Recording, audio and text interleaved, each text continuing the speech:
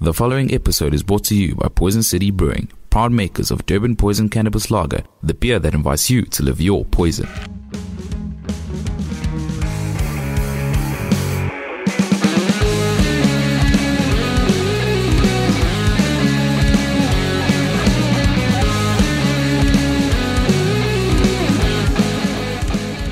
That's a very interesting question what Andile was asking. He says, do you lean, bro? I just want to test this quickly. If you don't lean, what do you do? I smoke cigarettes. That's the new vice. And I young drink now and again. What's your favorite cigarette, dog? Hey, it's been so crazy because like in my mid-20s I've had like sinuses come back for me. So I used to start on Marlboro Red. Yeah.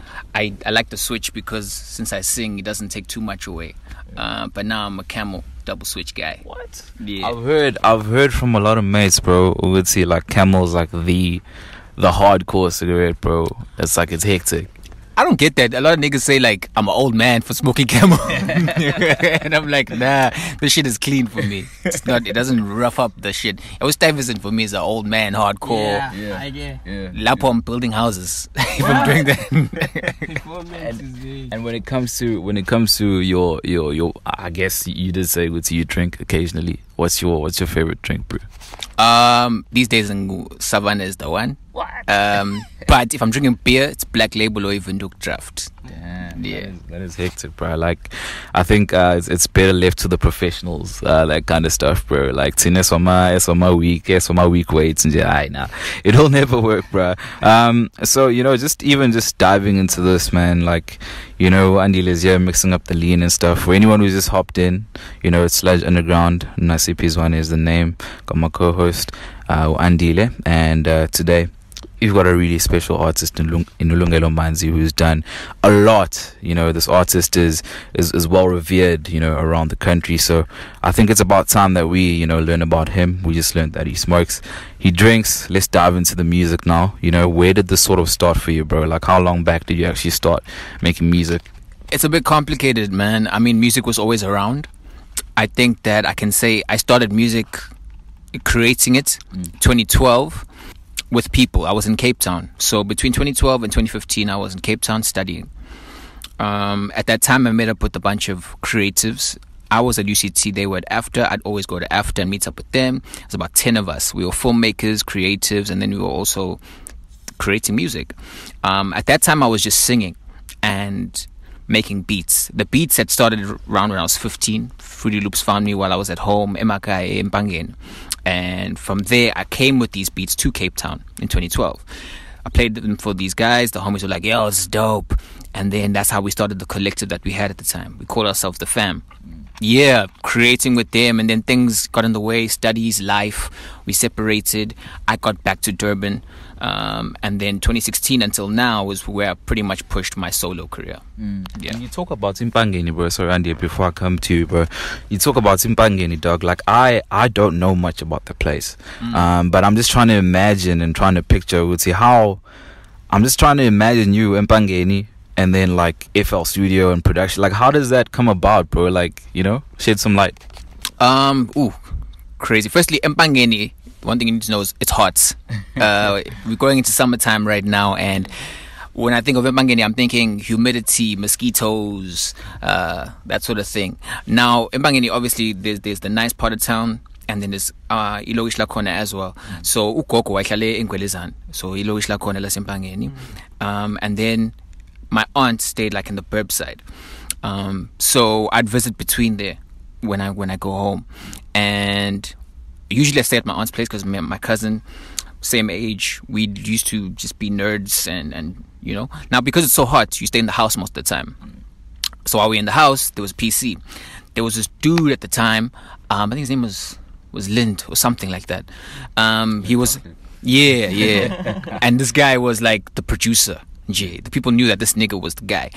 One of the holidays when I got back, it's probably like I was in like grade 7 or something, FL Studio was on the PC, my cousin's PC, Uzipo, and then he was like, yo man, I got this thing from this guy, he's a hectic producer, he listens to his beats, man, he plays me some of his beats. At that time his beats were sounding like what 50 Cent was making. Wow. Like Get Rich or Die Trying 50.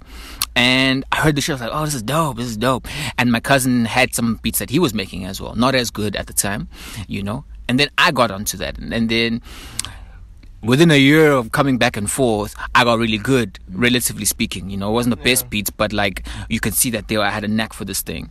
I took that back with me, and ever since then, you know, while going through school, it would be a thing that I would use all the time to make beats while playing PC games, you know.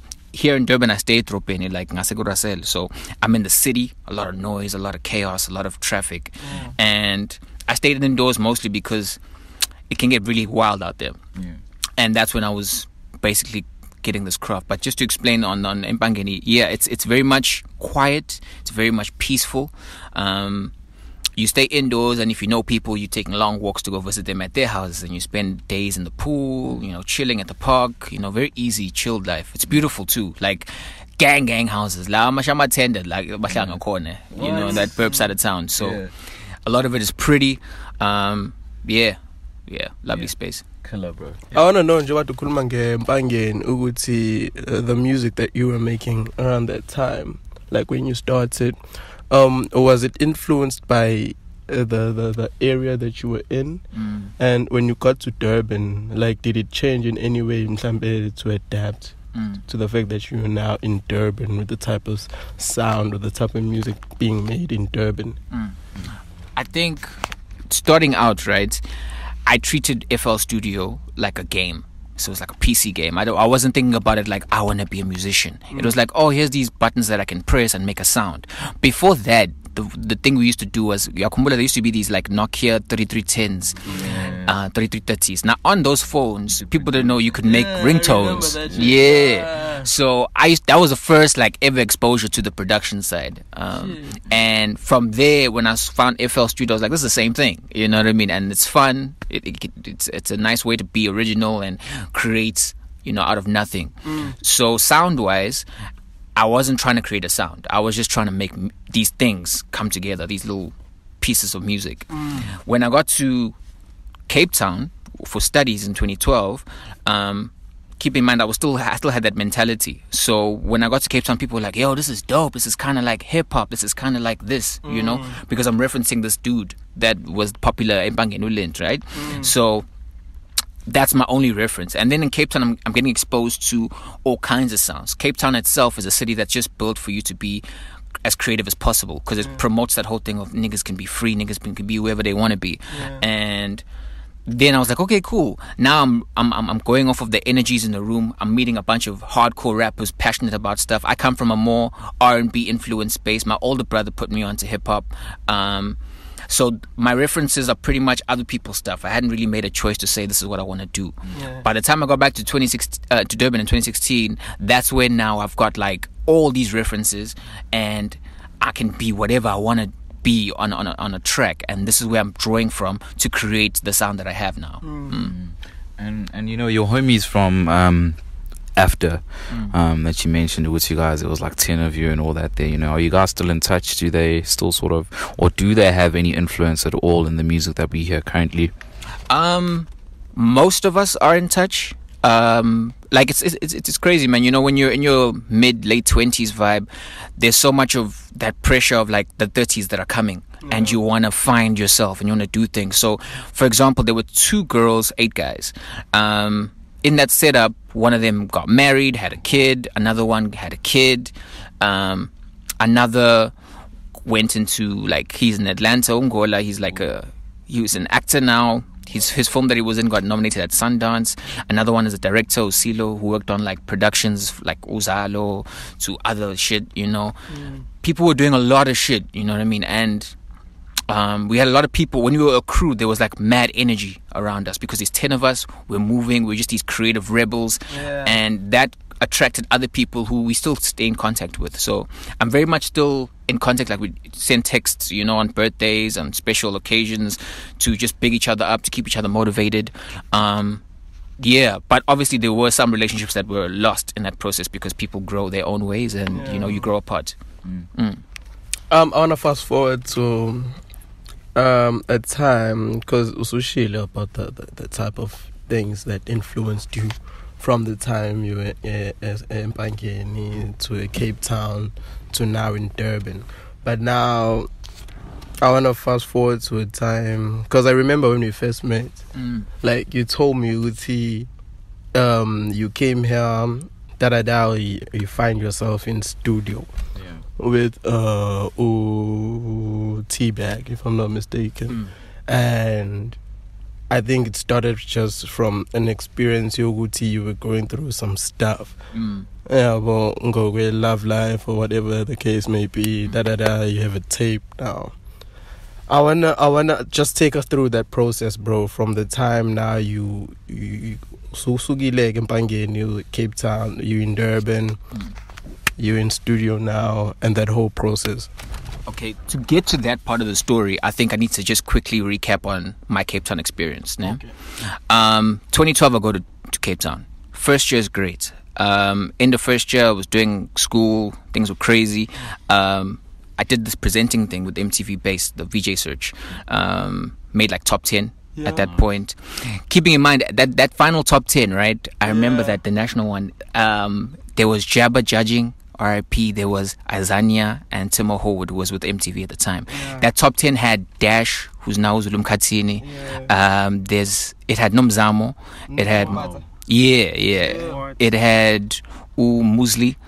It even had that girl. I don't know if you've seen that liquid food ad with the colored girl who has like the curly hair. Her name is Roxanne. So she was also there. Like a lot of people who are just doing craziest things right now. You know, that was my first year. I was in Cape Town and I missed my second semester because of that whole experience, right? And I was fucking up in my second year, coming back because now you're missing exams, you're missing classes, trying to attend this thing, you know. At that time, heavily into weed, basically like a child with the widest sort of eyes, just trying anything and everything. But it's also the age where like any traumas that you would have had as a kid come back, and that's what happened to me. I ended up having like 2 psychotic episodes from having a laced blunt. In other words, they were putting shit in the bankies, right? And then that shit snapped me out. Ended up in a psych ward in September. Then basically fucked out, you know. Coming back now, fast forward 2015, 2016, I'm back in Durban. Been in the psych ward experience. I've been diagnosed with clinical depression. I'm just out of my mind and in the sorts of, I'm just out of place, you know. I come back to Durban. Now, sound-wise, I didn't connect creatively with the sounds that were here at the time that I left in 2012. It was still very much, I don't know what sound we were trying to make in Durban at that time, but it just felt like Gara season, you know, AKA levels. Durban didn't really have an identity. I think it was like WTF type of feels at that time. And I wasn't about that at that time. When I got back, I remember I met up with Nomathemba, who's an artist and an actress. And she was like, yo, man, pull through to the studio. I want you to meet this guy called T-Bag. I think you'd really connect. I go to T-Bag's place the first day. It was like a vibe. Rifi Sings, who's also an amazing artist, was there. She was jamming on guitar. There was just energy in the room. And then there was a studio at the back. I went there with the beats that I'd been creating at the time, right? And I had this one song, Tembisile, which would be the first track on Black Dog, the first one. And I'm like, yo, man, I introduced myself. He's like, yo, that's cool. Nomathemba was really pushing for me to know T-Bag, and then T-Bag was like, yeah, man, you're gonna record today. And I was like, oh, okay, cool. I record that joint that very same day with all that energy in the room, right? At that point, T-Bag fucks with it, and he was like, okay, cool, we're gonna work, you know. Very cool relationship, you know. Him as a guy is also very inclusive, you know. He's always trying to push genuine sound and people, artist development, basically speaking. So from then until now, we've just built that relationship, creating the sound together, because I worked with him closely, and then I would work with Celestial Mike and Wobbly, just building that relationship that was there at Cultured Chaos, which is his stable. So, and that production house. So that's where I basically now was growing my sound while also trying to integrate back into the city of Durban. Now I'm learning that, okay, 2016, there's all these other artists. I met up with Bailwanster, who, when I found him, I was like, oh, snap, there's someone doing exactly what I want to do. You know, the storytelling, the introspective type of raps, you know, and then I'm meeting all these other artists when the warehouse is also going through its thing. So through A1, I'm meeting all these other artists. I met Lord Scripts, Coombs, like a whole bunch of cats. She's Manchild. Yo, there was a lot of people there. But yeah, that's God. I remember him as well. Yeah, so that it was pretty much the same thing that was happening in Cape Town, but now I'm meeting the people through these other spaces, you know. So I've got all that history over and above that traumatic experience that of shaping me to be like, okay, cool. How am I going to identify myself in this space? Let me create this thing about my story. Because at that time, I was like, I don't want anyone to gossip about this shit if I blow up. So let me just tell you what really went happen. let me tell you what happened, you know. And that's what I chose to do. And Black Dog was really like, from that sort of fearful perspective, it turned into like, you know, catharsis and like getting through shit through writing the music.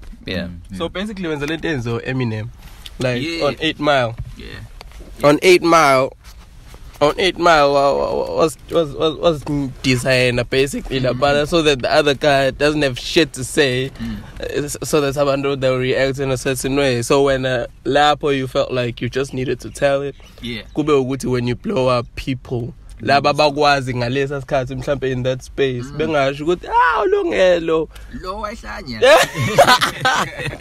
Funny enough, we share a birthday with Eminem, so I share a birthday with him. That's even crazy, bruh. So into engifuna ukuyazi ukuthi with all that happening, like telling your story now of this whole, I'd say, traumatic experience and being diagnosed with clinical depression and everything, also less space with Abo T-Bag, was it kind of therapeutic to actually now be able to find a way to project yonke lento in ngale energy that you found there and actually release? Was it therapeutic? Like, did it help you in what you were going through at the time?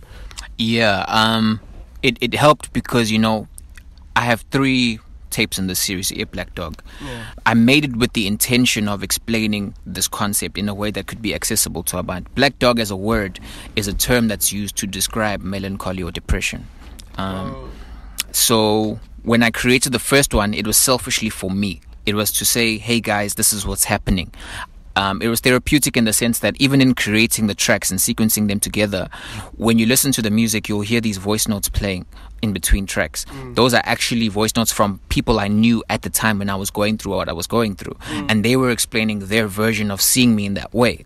So while I'm creating these songs that explain a certain thing, you're also hearing it from another person's perspective about what they were seeing, you know. And now connecting those 2 perspectives is what I was trying to bring to the table to say, okay, cool guys, I went through this is how it looked for you, this is how it looked for me, but I want to be an artist, so here's the middle ground that I've created for myself to have a safe space, you know. So at least that if I don't hear music like this in the world, at least I've got something for me to listen to, you know. That was the whole purpose of that. Yeah, and obviously, bro, you know, going through something like that, bro, one can only imagine how hectic the whole experience must have been, you know. And I feel like it's something we can actually expand on a little later on as well. You know, looking at, you know, your journey, there was a time when you were part of the Soul Incubator. Now, tell us a bit more about that. How did that come about, and how was the whole experience for you, and what did you learn from it? That was crazy. So how it goes, you know, like, as I said, I started with T-Bag, and I'm learning once again now. My question is, okay, I'm an independent artist. How do I get Durban? Because Durban is a very tricky city to get on your side, you know. And all I could do was, you know, just release music, and then in that process figure out my things along the way. While doing that, I would drop songs every now and again, every few months. After I dropped Black Dog 1, I was dropping Nomathemba, which was one of the songs I dropped just after 2016, around that time. Early 2017. I dropped it and I pushed it to Slick on Life. At that time, you could like upload your music there, and then they'd tell you whether it could be worth a listen or not. At that time, I get an email saying, hey man, we really fucks with the song. We want to know if we can just use it for a certain project. I can't talk about it right now, but let me know if you're interested. I'm like, bet, yeah, of course. A few months go by. then he tells us, yo, we're actually doing this thing called the incubator, and I want to get 12 different artists and their individual singles and put them on a compilation album. I was like, what? That's crazy. So I took it at a surface level, like, okay, it's just going to be a little album thing, and then they're going to put it out there. Then he's like, no, cool, we need to get you up to Jersey to have this discussion in person, because we need to re-record the songs to get them to album standard. At that time, that was the first time I'm meeting Slick. Some of my Cape Town friends at the time who were in Cape Town in this time while I was in Durban had moved to Jersey. So I met up with them there, and then we all went together, or some of us went together to go meet up with the Slick situation. When we got there, the setup was basically Slicker was going to groom the 12 of us to be able to see in real time the process behind releasing an album. So Slicker was the head, as the face of that program, and then he would invite the media on a certain day. Another day would take us to interviews at 5FM on Metro with Fresh when he was still with Metro, MTV when it was the Freestyle Cyphers at that time, and all those places were for us. It gave us spaces to network and to, you know, build your name. Now, he didn't tell us what to do, he just brought us into the space because he was pushing the album. It was on each artist themselves to access people that they wanted to access while they were there. So that would stretch out your brand even after this tape dropped. So that's what the whole experience was as far as the incubator was. I mean, on that tape we had people like Master Difference, who blew up shortly after that. Fagalo Ice, who's now PA, who's now with Ambitious, you know. So it was a very, very great experience for seeing like how the industry works at the closest you can possibly get to it, you know. So okay, after that, like, and tell us the difference that you saw in your career after that whole experience. I mean, the first thing people thought I was from Jersey when I got back to Durban after that whole thing, and I was like, nah.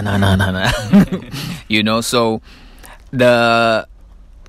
I realized quickly also that, like, this thing is about perception, you know. If people see you on a site like Slicker, or see you associated with someone like Slicker who's done so much for the game and so much in his own personal career, it puts it into their minds to put you at a certain position. So I remember coming back and going to spaces like the Warehouse and whatnot, and, you know, people obviously don't know how to place you because they don't necessarily know you, but you're in such a space that they would like to be in, that it kind of creates this idea in their head that, oh, you must be really hectic, or you must be someone I should know, you know. But I didn't really play into that or give that any time of day as far as thinking about it too much. I was just like, okay, cool, that happened, that's great, let's move forward. So I definitely learned how to package myself and present myself as far as like the back end, you know. Niggas forget to write proper emails, proposals, artwork, etiquette, being reliable, coming to shows on time, how you present yourself in interviews, what to be prepared for, always having your music on you, always knowing your lyrics, you know, things that can help your career outside of just having dope music. You know, I like to think that my brand, as far as I have it right now, is based on the work ethic that I've put in. I'm very focused on being as disciplined as I can to making sure that every part of my career has as much effort as I give in the actual music, because that's actually the shit that gets you in the door. It's the fact that, like, if a promoter wants to book you, they need to know that you're going to come on time. Doesn't matter what you're performing, but you're going to come on time, do your shit, kill it, which is supposed to be a given, and then they can put you on for more shit, you know. Okay, I'm glad you just mentioned all the stuff about the emails and coming on time. With the coming on time, I don't know if you can speak about this, but you'll guide me. Yeah. I remember there's a Scoop incident that happened. Yes. Yeah. So just tell us how you met to Scoop and what was that whole situation about. Man, that was such a misunderstanding, but again, perception, right? Yeah. Keep in mind, I've never met Scoop. Like, we've never met in person. To this day. How? So what happened was, I was doing my Connect in 2019, all right? And just to summarize, on the finals of the My Connect, I had 2 gigs. So I was meant to perform at the Music and Bizo, which is the conference that happens here in Durban. Yeah. On that night, so that event is at like 10 on the Thursday night, right? Yeah. My Connect finals is also on the same day. Now I have to perform at my Connect quickly, put my name in, do my shows, whatever, and then go to this gig. So the event, by the time like I performed and it was nearing the close, it was like 9:45. Yeah. Now I had to go to the event by 10 because once again I don't want to be late. Yeah. I'm about my punctuality. So I'm telling guys, hey guys, I gotta go. I gotta go to the show. I don't know that Scoop is coming. I don't know anything about Scoop. Is not in my mind. I'm thinking I won't find out if I won or not. That's what's going on in my head. Yeah. You know, T-Bag drops me off at the chairman. He goes back. In that time that we were there, Scoop had apparently showed up because they were shooting the podcast at the Music and Bizo. Yeah. Again, I didn't know that because I went to the Music and Bizo during the day. I attended it, but I didn't even. No one really mentioned that the podcast was shooting there. It happened like towards the end of the day, and usually in about two, if you've attended the conference before, that's when things kind of die down because the main talks are done. I like going there for like the panel discussions and stuff. Yeah. So in my head, I left the Music and Bizo conference, went to go do my Connect, and then going to my gig. Then someone sent me on WhatsApp the clip, right? The first clip. It's like, there was this dude I was supposed to meet. His name is Lungelo. Couldn't even meet the dude, man. Niggas are XYZ. And I'm like, oh man. You know? I saw that clip. That's it's a bit unfortunate, man.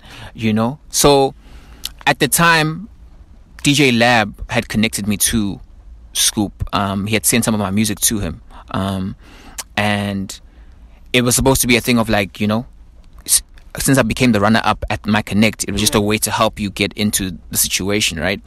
Yeah. So I hit him up, Scoop, and I'm like, yo dog, my apologies, I didn't, you know, first I cleared the situation up on Instagram, and then Scoop, you know, hit me back saying, hey man, this is how I feel about it, you know. Now obviously I haven't met Scoop, so I'm not used to his passion, you know. So in my head I'm still on some like, this is like a industry dude like telling me off or whatnot, you know. So I'm feeling like, is my career over before it's even started, you know. But it was just him, I guess, letting me know how he feels. So I chill on that, it's cool, you know. It just felt like I was being reprimanded a bit, which was kind of weird, but I understood it. Yeah. And after that, I just kept on pushing. Eventually, man, like it wasn't even as deep as how it looked on that show, right? It was just literally a moment of him saying this is how it feels, because also it became a conversation bigger than me. It was about like Durban artists and how Josie views us. That's what the real conversation was about, you know, because even at the Mbizo, things got a bit heated. I remember even Nota was commenting at that time, because I had seen I watched that episode and I was like, okay, cool, this is actually bigger than what I was talking about, you know.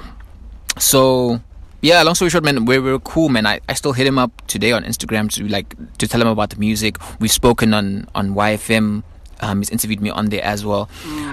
We're long past that whole sort of vibe. It's just a matter of like, it was a moment that happened and there was a miscommunication, so things kind of looked worse than it was. Again, in these streets, it was like, what does Scoop say? Dog, you know. And I'm like, nah guys, it's really not that deep, man. You know, it's just how it goes down sometimes, you know. You know, with your experience, you know, being a Durban artist and having worked with some of the best artists in Durban, and just looking at, you know, what was said on the podcast about how, you know, people in Joburg view I'm an artist, you know, from this side, would you say there's actually anything factual about that? As much as yours was a misunderstanding, you know, would you say, you know, just viewing it? I also want to link this up to something that you said earlier as well, which was when you came back from Me Incubator, you know, people had this thing, like, say, really, of, you know, where are we going to place this guy? You know, to me, that comes across as, you know, it gives the impression that in order for people to take note of you in Durban, you got to be in a certain level, you got to be associated with certain people. It's not necessarily about putting talent first. So would you say, just linking all that together, you know, what has been said about Durban artists and the Durban music scene, would you say it carries some water? It's very tricky, man. You know what I can say is that in any sort of space, a region like Durban or Cape Town or whatever, because now Jersey has this media hub around it. When you build a community of artists around there where people are pushing in their own individual lanes and they're all trying to access these spaces, right? The community that you get in Jersey will always have more light around it than any other city, because the media houses are right there. Samro head office is right there. It's so easy for you to build a name that if you blow up in Jersey, you'll blow up in the whole country, right? So that now I think has contributed to creating this illusion that people think Durban artists, for example, what came up there is that we're lazy, which I took offense to, because it's like I've been in a space where, for example, like Cultured Chaos, there's a number of artists always going in and out recording in that space. Niggas who work, niggas who build their brands just like I did from the ground up, Now, what I will say is that it does hold some water in the fact that there are so many people who want to be artists. There are so many people who call themselves rappers, and they're not in it for the same reasons as the next person, right? And in that same pool of people, Kwanabantu that think rap is a look and a lifestyle more than the actual thing that you're creating or pushing, So, for example, Ubuntu will see their favorite artist in an interview leaning, smoking, not really interacting with their guest, and then think that they can go do that like Agas or East Coast or whatever, because that's their reference for their artists, right? They copy paste so much that that's what they want to emulate. You know what I mean? And you find out that that's the shit that fucks them over, because it's like it's not that guy and that industry is totally different from what you have here. So when you have a lot of those people, it's kind of like the same conversation with Leo Messi versus Ronaldo, where like, even if you can be as talented as you can, but the guy who can run 10Ks a game is probably going to get on the pitch, because of his work ethic. And you'll find that the mediocre guys normally usually have more work ethic than you, because they're so determined to have the coins or the lifestyle that they'll probably just get into the space because they're mediocre enough to get in, And then the talented guys will always have like some existential super crisis, some mind problem, or just a circumstance around them that doesn't afford them the chance to gain that same approval, Also, there's a lot of things behind it, like radio. Radio doesn't know how to class our music properly, because you'll have one compiler compiling for 10 genres. How does one man know what 10 genres are or can fit into, The politics behind the radio, and how that informs what gets played, because they have to please advertisers at the end of the day. There's so many elements to why it's easy to say we're just lazy, when it's like, no, there's a lack of access, there's a lack of knowledge, there's a lack of community amongst ourselves to support one another. Joburg artists are really about supporting each other's sounds, even if it's fake or not, but they're doing it enough so that the perception, again, that goes back to the people, is that, oh shit, okay, these people are working together or whatever. Like Tegwini, we had to build that. I mean, these past 2 years are probably, pre-lockdown was probably the time when I was really seeing a sort of independent community starting to show up, where I can count the number of artists that are really doing a lot of shit, not just even here in Durban. Like, I know Pretoria's got a crazy independent scene as well. I know some artists in Cape Town doing a lot of shit as well now. So there's definitely a new wave of artists, but you have to also look for it. And I think whether it's the consumer's fault or whatnot, some people are just a bit lazy to actually look for the music itself, but also these channels are not allowing us to have that exposure and that visibility, where like a music video channel is not giving enough space to other artists, other types of artists, not just the artists that sound like what's on the radio, to have their spot. So I would say that it does hold some weight, but it's also too big of an assumption to make about Durban in its entirety, because we've got a shitload of hardworking people and we all know what's up. It's just that we can only do what's in our power to get where we need to go, Yeah. Wankumbuza, when you mentioned, you'll find a guy in an interview, maybe smoking weed or leaning. It was in an interview that I heard on radio. or TV or on the internet, or maybe one of the people we've had on the podcast, or in the example about someone rocking up a kakasine kumbele peti kapelin, and they're still trying to like prove themselves, like they still just got that chance. So say just got this interview on kakasi, say figure la kumbele, and I'm like, is it really for most people? And you've answered that, but for most people, is it really like in the spaces that you're exposed to? Is it really about the hunger because umuntu is an artist, or is it because people just want to look cool? Maybe for others, it's a way to get girls. Maybe, yeah, boy, so it's just to get on TV. Like, and because again, the question is cut, so you find a guy who's not really dope, yeah, but they're really making it. Yeah, so can we fault abantu that do that because in a way it kind of works for them? Thing is, this is where, you know, I separate and become more of the rebel, you know. Yeah. If you're a musician, you're making music. That is your job. It is a job. You know, people forget that. If I'm in a club and I have a performance, I'm not in a club. I'm in an office. It's a boardroom, and I'm about to present something to my shareholders, which are the audience who've paid to come and see me. Yeah. But niggas don't see it like that. Some niggas, and we amongst the guys who know what's up, you know, we'll have these chats before and after a show where we'll be chatting and be like, these niggas. niggas are just here for the huns. Niggas are here just for the cash. Niggas are just here to look cool and have the fashion, you know. I can't fault what your hustle can be, you know. I can fault it if you don't own that hustle, you know. You need to be from start to finish, whatever you're doing the music for needs to be obvious in your music. If I listen to your music and you're saying, yeah, I'm about the huns and fucking and cash, and in real life, when I talk to you, not just in your persona, but like as Amachita, and that's who you are, then cool. That's who you are, dog. I wish you all the success in the world. But when you start mixing that up, you know, and you're like, I got cash, I got cars and whatnot, go to Sasuke, Bilite, say North Beach, and it's like, what are you saying to me? You know, because now you're trying to be, you're no different from an advertising copywriter, you know. You're just selling me an experience, and some would say that's fine too if you can make it work. But that's where I take a bit of an offense to it, because it's like you're not being authentic to whoever you are and whatever it is that you really want out of this life. You know, you're just using it as a quick hustle to make your way in, and then it becomes those guys who block your way, because now someone like who DJ Lab, who hosts the Fresh Cuts, will give guys a chance, and then maybe that one day it's that guy who comes in leaning and whatnot. It, even for him in that position, it puts him at a it makes it harder for him to put on the next guy. You know, whether or not he does or not, that's not my business. I'm just saying, as an example, that's one situation where it becomes harder for the next man when other people come with that type of energy of not respecting their craft, you know.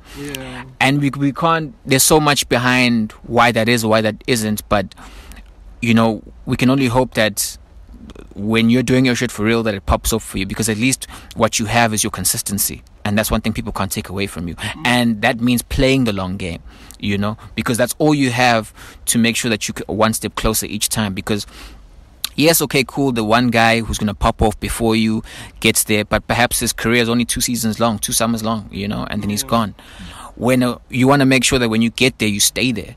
And once you stay there, you make wealth in other things outside of the music, you know. That's when it becomes a real career, you know. I'm not really chasing the overnight success.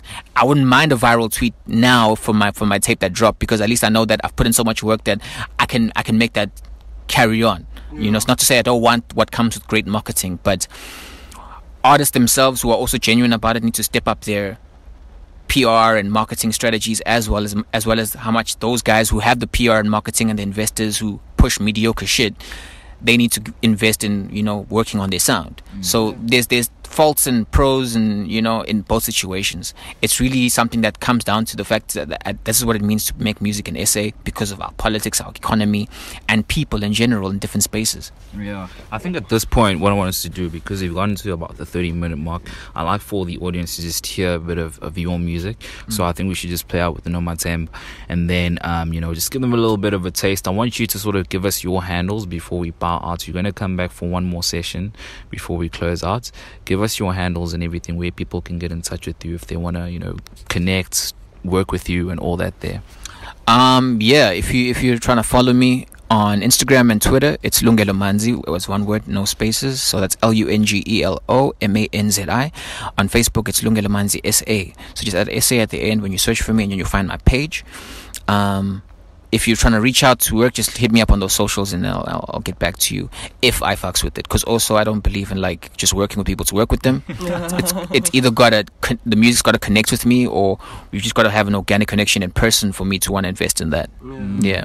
That is solid. And obviously with Sludge Underground on everywhere, absolutely, SoundCloud, Spotify, Apple Podcasts, your Sludge Underground podcast, and Facebook, Twitter, Instagram. On Instagram, we are at Sludge Underground, Facebook at Sludge Underground, Twitter at Sludge Earthy 1. We're going to come back for one more session after Nomathemba. Please do stay tuned in. If you're on Patreon, the episode is going to continue. Otherwise, it's cheers for now.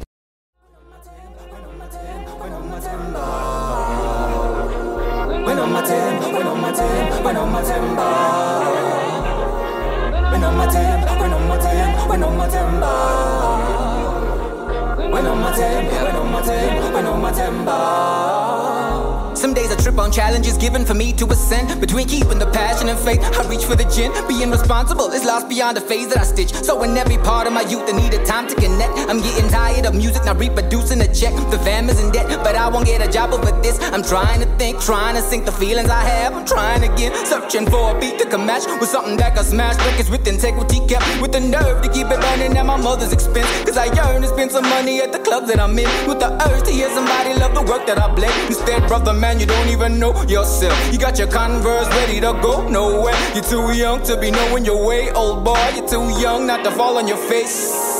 When on my temper, when on my temper, when on my temper, when on my temper, when on my temper, when on my temper, when on my temper, when on my temper, when on my temper, when on my temper, when on my temper, when on my temper, when on my temper, when on my temper, when on my temper. As devices envelop me, headed toward Gethsemane. Please protect me and prevent the calling from ever killing me. Cause where it leads, I could be another healer resurrected with the complex and the message. Oh Lord, bless him. Oh Lord, check him before I unlock and let the thunder ring out from the boombox and tear the veil straight down on this hip-hop and make a Judas see Harlem and the Renaissance. Where black is the hope and Tempe got the vine full of soul. Came to the show and so I had the game on the ropes, feeling the flow. So much you thought of taking me out and letting me know the beauty of a time instead. Got a man you don't even know yourself. You got your Converse ready to go nowhere. You're too young not to know your way. You're too young and you're falling again. Yeah. When on my temper, when on my temper, when on my temper, when on my temper, when on my temper, when on my temper, when on my temper, when on my temper, when on my temper, when on my temper, when on my temper, when on my temper, when on my temper, when on my temper, when on my temper, when on my temper. The kind of love I keep for you is a maze covered in hope. Traveling to the distance and realize all I want. Traveling to the vision and meditate on the blues. Not to be on the swoon, I'm here in the next mood. Man, the love I keep for two is so hidden it never shows. Bothered by your intentions about me while being broke. I know I should be better, I'm so questioning your effort. I'm so questioning the depths of your passion in every matter. Even though I don't match it, even though I've been acting, I'm waiting for someone to resurrect what was asked yet. I'm asking too much, can we dig deeper than love to find the uglier roots? Speak uncomfortable truths and save an aura that's out of order. And maybe a glass of water to nurse what becomes a finding the feeling beyond the borders. A love separated, we'll take it back to the basics. To all we have to forsake is some bad advice and the snakes. Oh Lord.